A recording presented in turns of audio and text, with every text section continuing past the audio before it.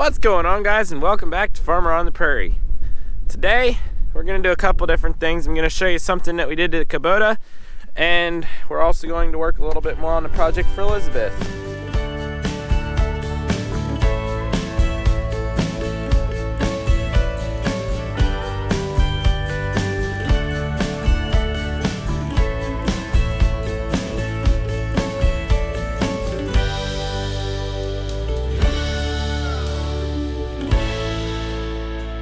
Smokehouse looks a little different since you guys last saw it. Sister decided that she was going to paint it bright pink.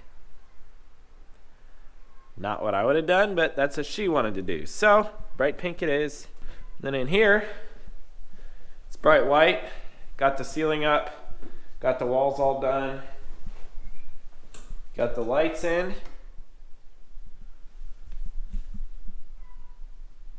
And we have an exhaust fan to keep it kind of cool in the summertime. Today's task, put the door in there, and then tomorrow I'm going to put foam up on those walls, get this thing knocked out, and then we can put all the rest of the stuff in and Dad can work on plumbing it up. Alright, so the guy coming to get that 6-row cultivator that I'm selling should be here at 3:30. 50 degrees in the shop right now, so I need to start a fire. So I'm going to start a fire real quick, and then I'm going to go over there.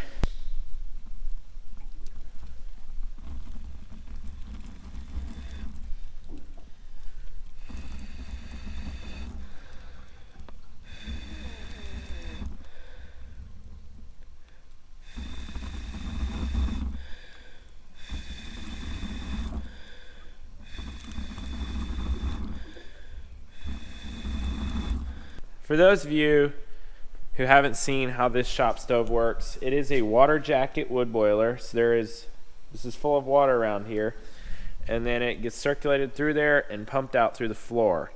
So we have a heated floor in here. Now there are going to be changes happening to the shop over the next year, and when those changes are complete, I don't think that wood boiler will be able to keep up. So we'll probably put a propane burner on the wall right there and have that all redone. Said it is a little bit more user-friendly. We can set it and forget it. We don't have to be babying the fire all the time when it's cold outside. I got the fire going.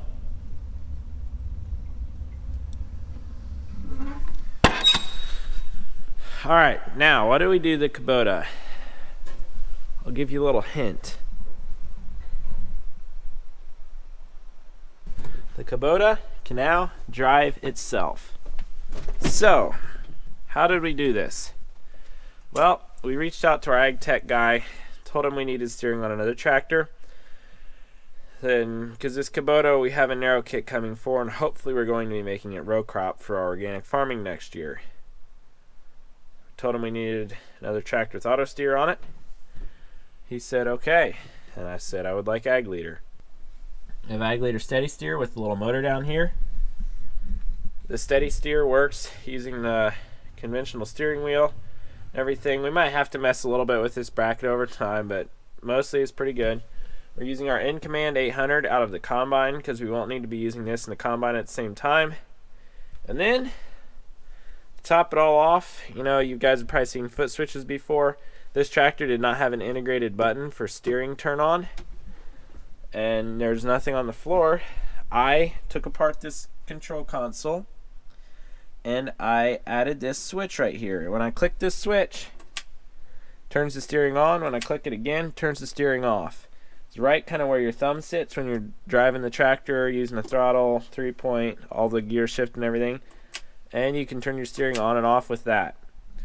I'm very happy with how fast the steering picks up a line as well. It is much faster than any of our Trimble stuff. The roads are kind of sloppy today, so that's why I'm not going over at full speed. But anyhow, once we go around the corner, I'm going to set an AB line and show you guys exactly how this works. This is not paid by Ag Leader. I wish it was, but it's just something that we decided to put on our tractors after some frustration with the Trimble technology that we've been using. Mark A. And then I'll just keep going. And then after a while, I drop my B.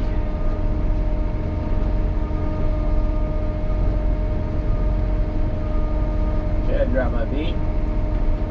Okay, and then all you gotta do is hit my guidance button. And you heard it kick on, and away we go.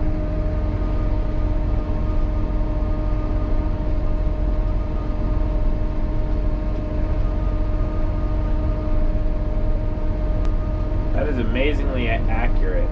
So now all you gotta do to turn it off is it's good to go, and then there it goes again. This steering so far is something that I think is going to be really good. It acts more like a steering valve, an electric over hydraulic steering valve, than an actual steering wheel device. So I'm hopeful that it works out good long term. I truly do think that the reason this steering system is called Agility or Steady Steer is because for those of you who have run something similar to Trimble Easy Pilot or Trimble Easy Steer, the steering wheel is always twitching really hard like this to keep the tractor in a straight line.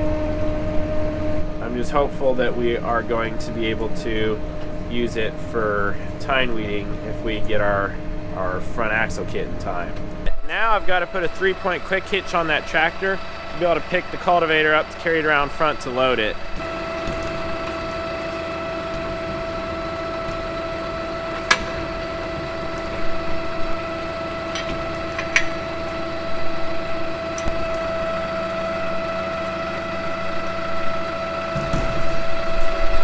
Got the cultivator on the back and I'm driving out front. I just saw the guy pull in, so I think we're doing pretty good. We got that cultivator loaded up.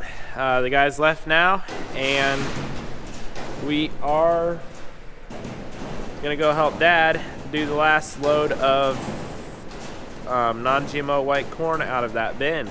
Got his semi pulled up there right now. We're borrowing a friend's semi. Semi's pulled up there. We're gonna load up the corn.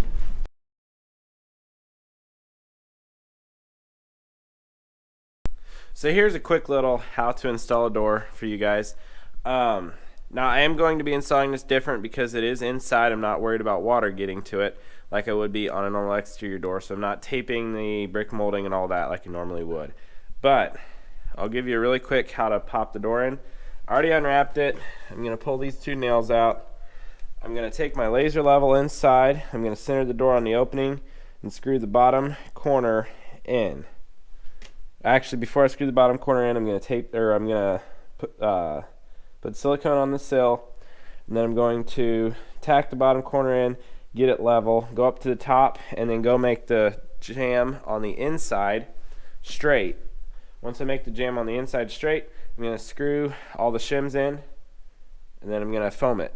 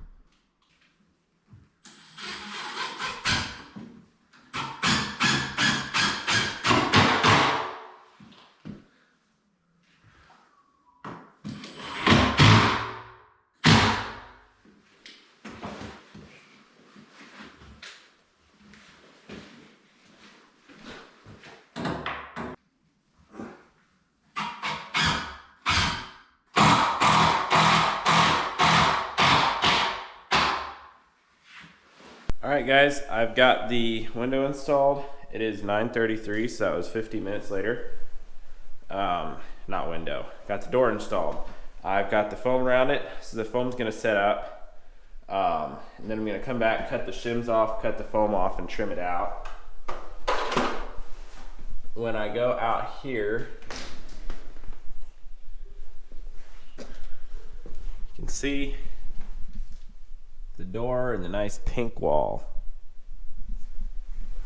So I'm going to throw this cover on and get everything back in the trailer and get the trailer out of the way so we can have the farm store open today.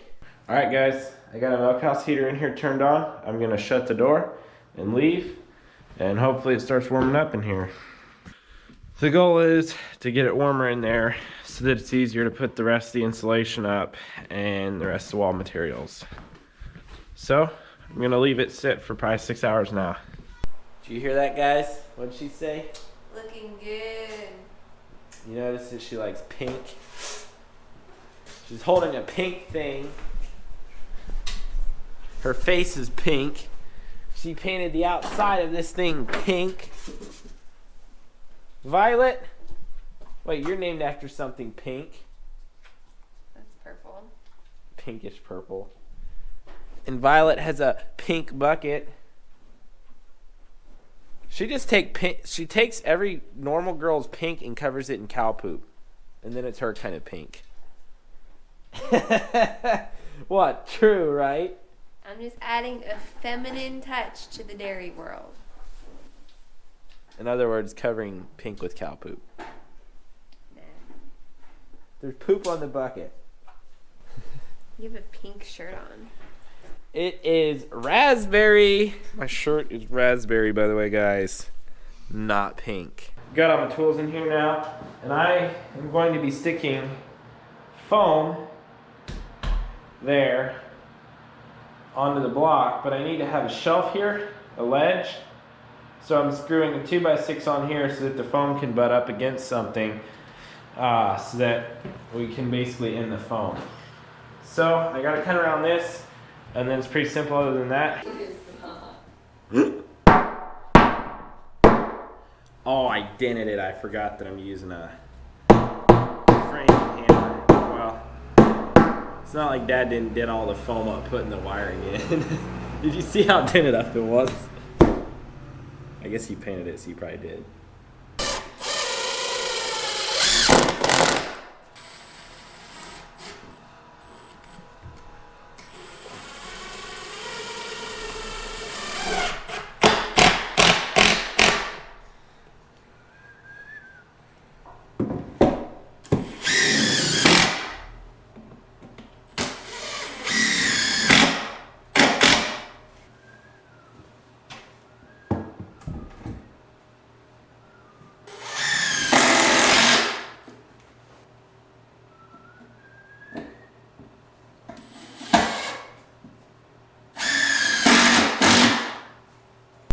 Well, we got this insulation in here.